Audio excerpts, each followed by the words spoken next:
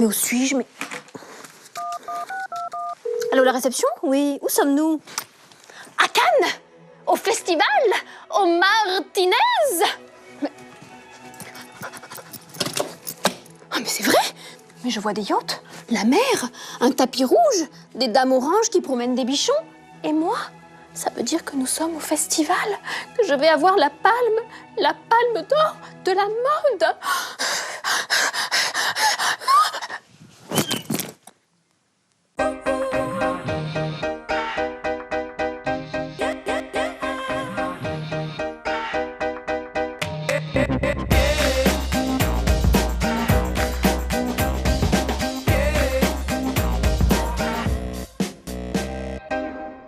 Bonjour à toutes et à tous et bienvenue à Cannes. Le jour se lève sur la Croisette.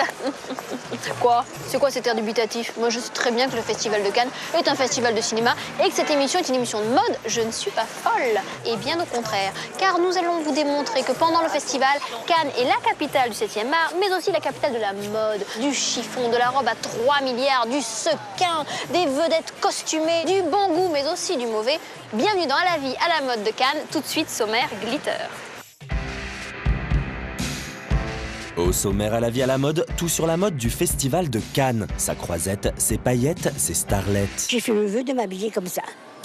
Gaspard Huliel, le Saint-Laurent de la Croisette, répondra à notre questionnaire mode. Et en association avec le Daily Elle, Lorraine Bastide nous donnera son avis mode paillettes.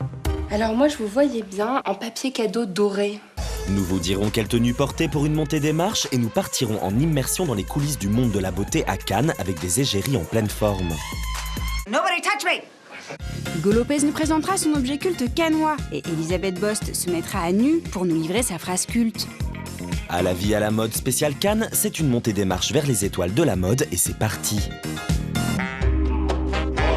Nous commençons cette émission spéciale Cannes avec le JT d'actu mode de notre rédac-chef Raphaël Simon. Elle est accompagnée par notre journaliste Jean Dussartel. Caméra dans une main, coupe de champagne dans l'autre, ils ont écumé la Croisette et les palaces pour nous rapporter le meilleur de l'actu mode cannoise à paillettes qui se la pète.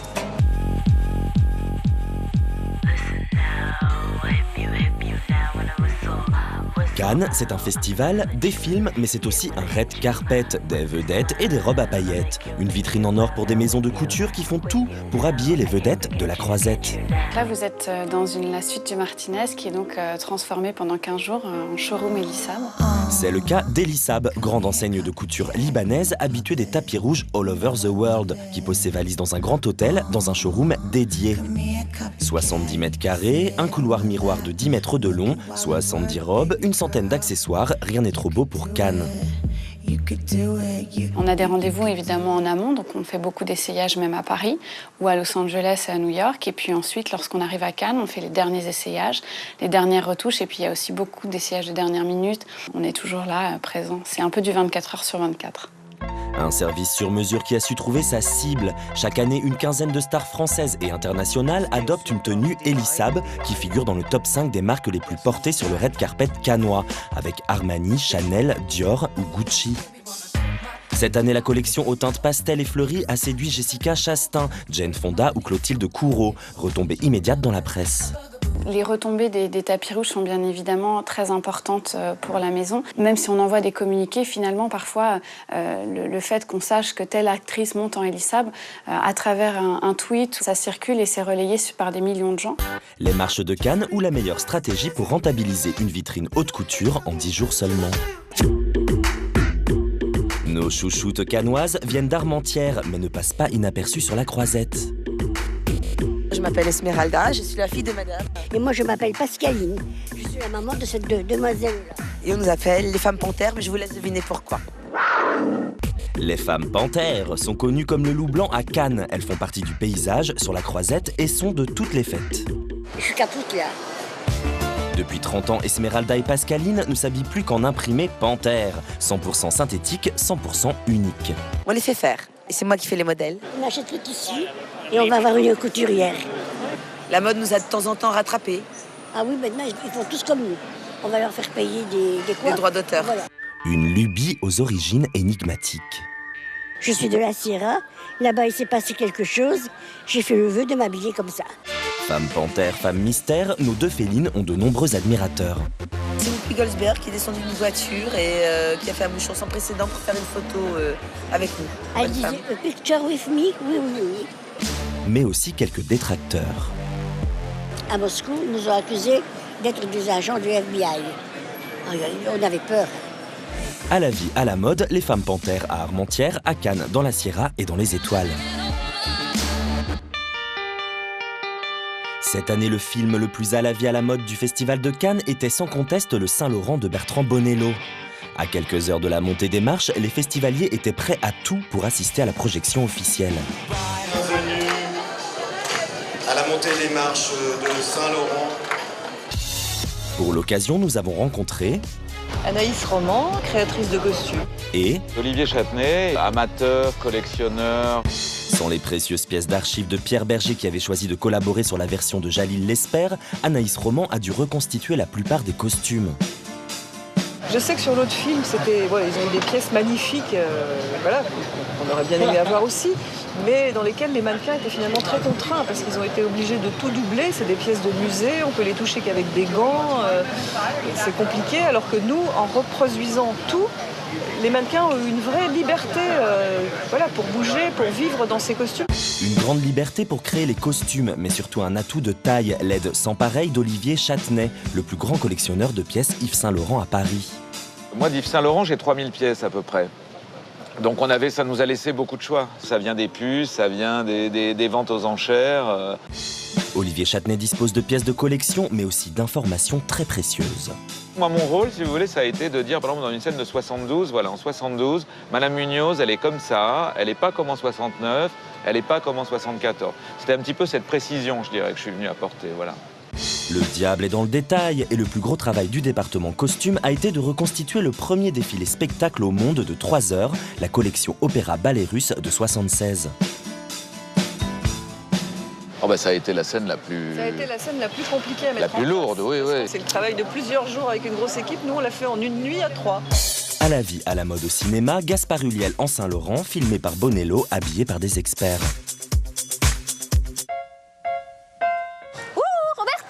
Roberto, il y a Roberto Cavalli là-bas sur son yacht. Roberto, j'arrive. Roberto. Bon, il est parti.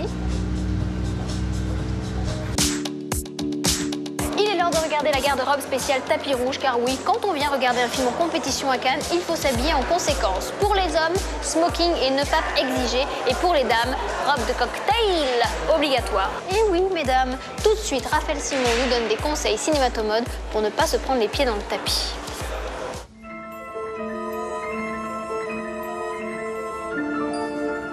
Vous vous apprêtez à monter les marches du palais du festival pour aller voir un film en compétition. Vous ne savez pas comment vous habiller, vous êtes complètement en panique. Et vous avez totalement raison.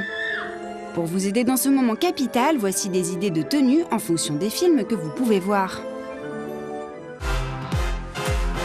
Vous allez voir Maps to the Stars, le film de David Cronenberg, qui met en scène des actrices obsédées par les castings et la célébrité. Je connais et je respecte les raisons pour lesquelles tu tenais tant à faire ce film. Mettez-vous au jus et sortez le grand jeu pour vous faire remarquer par les photographes. Soyez l'élu sur le tapis rouge, celle que tout le monde veut prendre en photo. Pour cela, sortez les bonnes vieilles recettes des robes de soirée. Dentelle, transparence, fente vertigineuse, vous piquez la vedette à tout le monde et les paparazzis ne voient même pas passer Julianne Moore. Pour aller voir Grace de Monaco, rendez hommage à l'élégantissime Grace Kelly. Au choix, la silhouette New Look années 50 avec ses robes jupons au-dessus de la cheville, tellement chic, tellement grasse. Les plus téméraires peuvent tenter le look héroïne hitchcockienne, jupe crayon, taille marquée, lunettes de soleil et fichu sur la tête. Et évidemment détail indispensable, le sac Kelly d'Hermès, qui tient son nom de Grace Kelly. Les vrais fanatiques pourront carrément choisir le sac à l'effigie de la princesse. Vous aimez le cinéma d'auteur belge, vous allez voir le film des frères Dardenne sur une femme qui se bat pour éviter d'être au chômage. T'as dit à certains que c'était mieux que je sois licenciée parce que sinon ce serait eux. Premier conseil, évitez de porter une robe Dior comme Marion Cotillard qui en est l'égérie. Vous risqueriez d'avoir la même robe sans faire le même effet, ce qui serait très gênant pour elle ou pour vous, mais très gênant dans les deux cas. Optez plutôt pour une silhouette sobre et sévère comme le sujet du film, comme un smoking noir avec un maquillage nude. Laissez More et laissez la vedette à Marion, c'est plus classe. Enfin, vous allez voir The Homesman, le film de Tommy Lee Jones, qui se déroule fin 19e dans les grandes plaines d'Amérique. C'est le moment de jouer aux cow-boys et aux indiens, mais il faut choisir votre camp. Au choix, la silhouette cow-boy qui donnera envie aux photographes de sortir leur lasso. Ou plus chic, la silhouette indien, vue chez Valentino. Imprimé Apache, coiffure tressée, talons plats. Tellement pratique pour aller danser sur la plage après la projection. Les photographes sortent carrément les fusils tellement vous êtes sexy, la croisette est un champ de bataille. Conseil ultime, quel que soit le film que vous allez voir, n'oubliez pas d'assortir votre compagnon à votre tenue. C'est votre plus belle victoire et votre meilleur accessoire.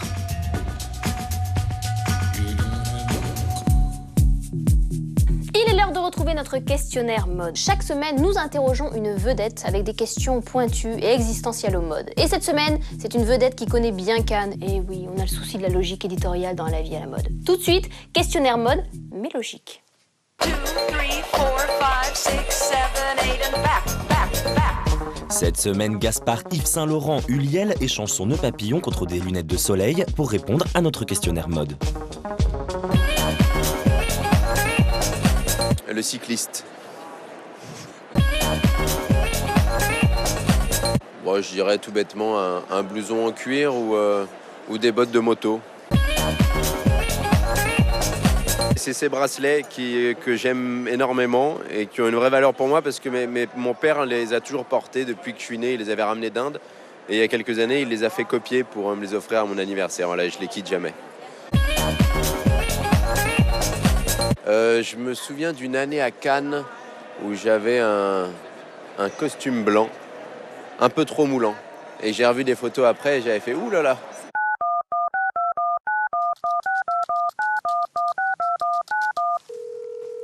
Allô Lorraine? Où êtes-vous Lorraine? Comment ça vous êtes à Paris? Comment ça vous êtes sur le plateau? Mais vous n'êtes pas à Cannes? Vous voulez dire que vous n'avez pas été invité au festival? Mais c'est affreux. Oui, nous ne jouons pas dans la même cour. Bon, écoutez, comme je suis très professionnelle et que nous avons besoin de votre rubrique, eh bien je vais faire un aller-retour à Paris. Oui, j'arrive, à tout de suite. Excusez-moi, je vais dans mon dressing royal chercher quelque accoutrement.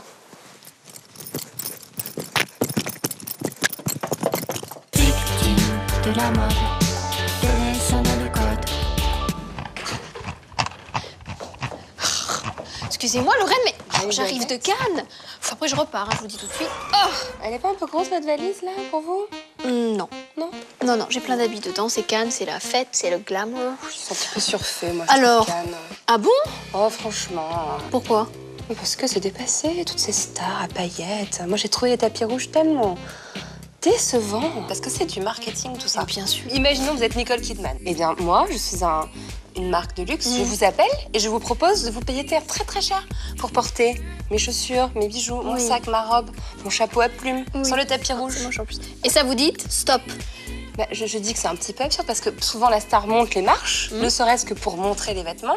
Plein de photos sont prises, photos qui seront imprimées dans des millions de magazines et de blogs dans le monde et qui vont augmenter immédiatement les ventes de ce produit. Bon, bref, c'est un système complètement corrompu. Alors que si les stars se laissaient aller à un tout petit peu de fantaisie, alors par exemple, vous voulez ma vision? Oui. Nicole Kidman. Nicole Kidman.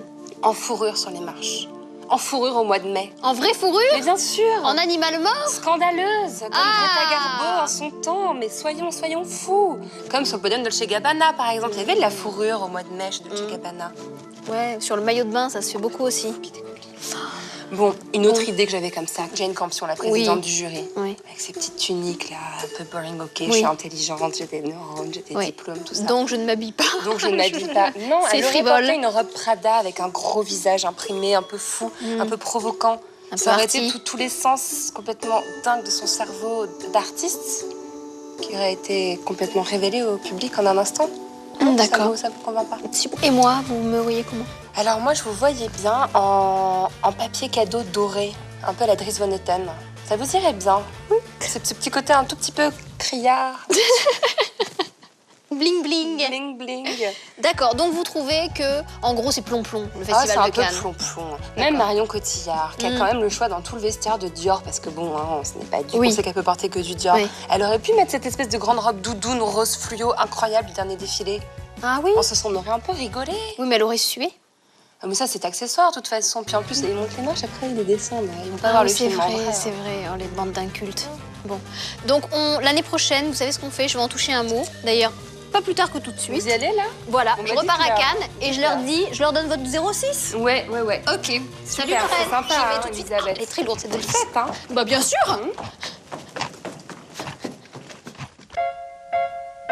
Oh là là, faut absolument que je me fasse une retouche. Non, parce que vous allez voir, quand je vais sortir là, tous mes fans m'attendent. Faut pas les décevoir.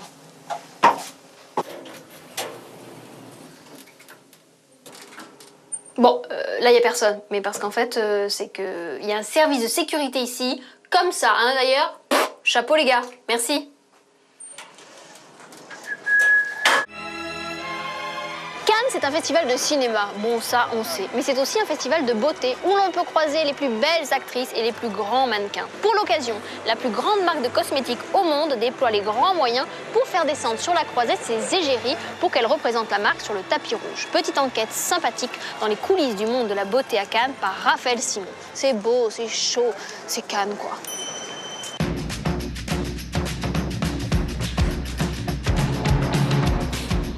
Bienvenue au Festival de Cannes, le festival de cinéma le plus glamour du monde. Cannes, c'est la sélection des meilleurs films de l'année, mais c'est aussi le tapis rouge le plus sexy de la planète. This is my favorite red carpet of the year because it's the most glamorous and it's really the most fashionable. Et oui, Cannes, c'est le festival le plus médiatisé du monde, avec cette année 4600 journalistes, dont 300 photographes, qui camperont sur les marches du palais du festival. Du coup, les grandes marques de luxe et de cosmétiques se tirent la couverture pour être représentées sur le tapis rouge, avec en tête d'affiche le mastodonte L'Oréal Paris, maquilleur officiel du Festival de Cannes depuis 17 ans. Cette année, le leader des cosmétiques grand public a réuni dans un grand hôtel 18 de ses plus grandes égéries, dont 3 nouvelles recrues cannoises, Blake Lively, Lara Stone et Zoé Saldana. Nervous, but happy. 18 égéries plus ou moins rodées. I feel good, I feel ready. Plus ou moins stressées. À chaque Cannes, je me dis non, mais j'aurais pas peur. Et ben là, ça y est, ça monte. Plus ou moins autoritaires. Nobody touch me! It's white. Plus ou moins excitées. Now we're good. Now we're good. Bref, des égéries du monde entier qui le valent bien et qui ont un planning cannois très chargé. It never feels like a holiday when I'm in Cannes because we work so much. The only time I see the beach is when I'm on this terrace. Oh, mais on croit que c'est simple le tapis rouge. Mais c'est tout un boulot. L'Oréal Paris profite de l'aubaine, d'avoir toutes ces égéries réunies au même endroit, au même moment, pour les rentabiliser jusqu'au dernier cil. Au programme des festivités, shooting photo en studio, interview en anglais, photo call, interview en français, tournage de pub, shooting photo sur une terrasse au 7e ciel, photo call, shooting photo sur un piano. Et évidemment, cerise sur le gâteau, consécration pompon, la montée des marches. Là, les cheveux, là, tu vois, il y a un petit panique là. Wish me luck. Cross my fingers. Yes.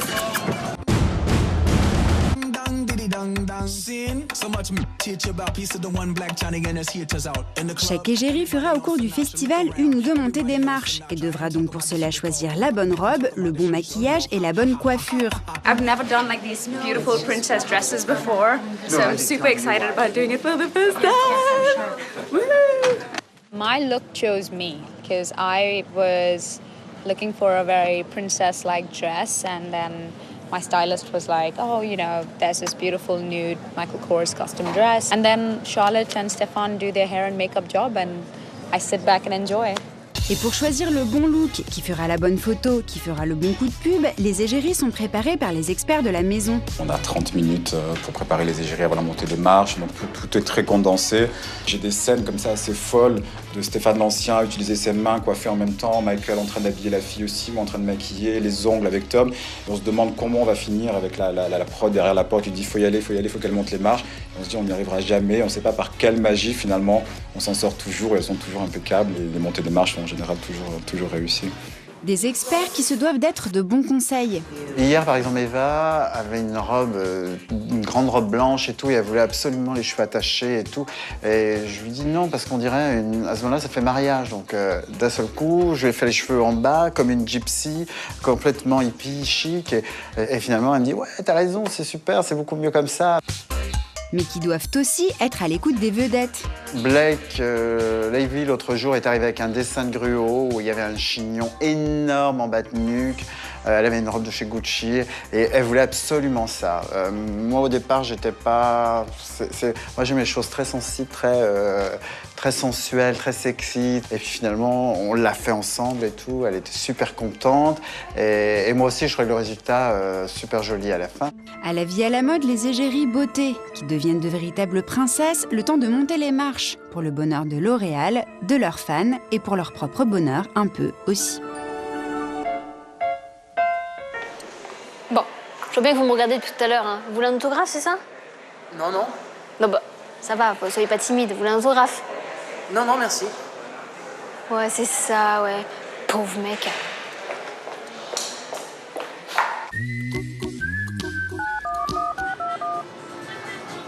Oui, Hugo?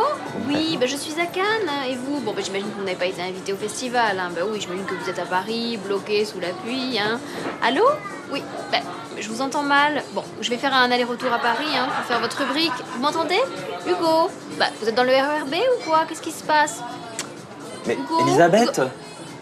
Qu'est-ce que vous faites là? Bah, je suis à Cannes, j'ai été invité. Je suis invité à tous les festivals de Cannes. J'étais sur le yacht de Roberto Cavalli hier soir. Sur le yacht de... D'ailleurs. Bon, tout de suite, objet culte.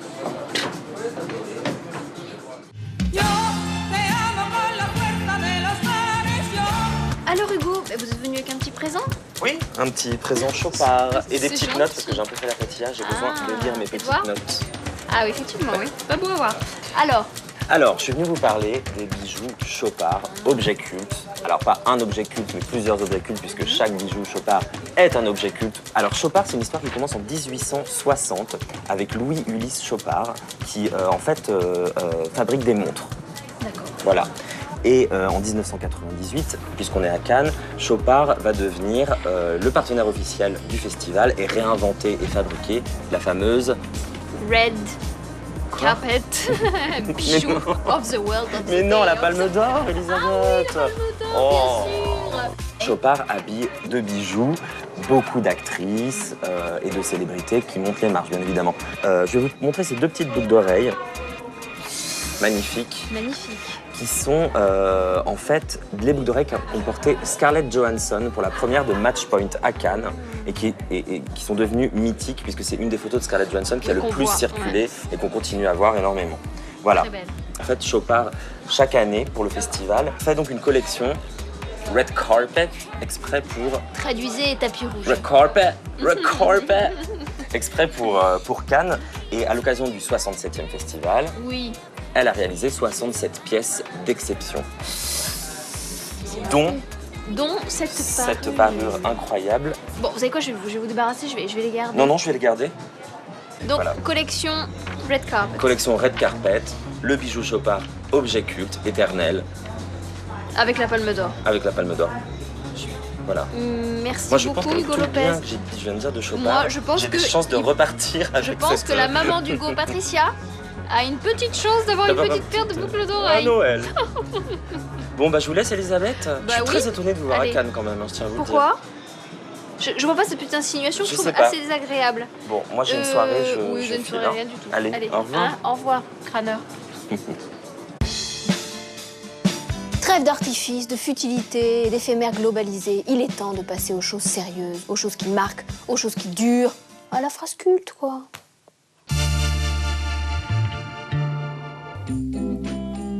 Urk. Waouh. Eh ben voilà, le plus beau vêtement pour une femme, c'est sa nudité. Yves Saint Laurent.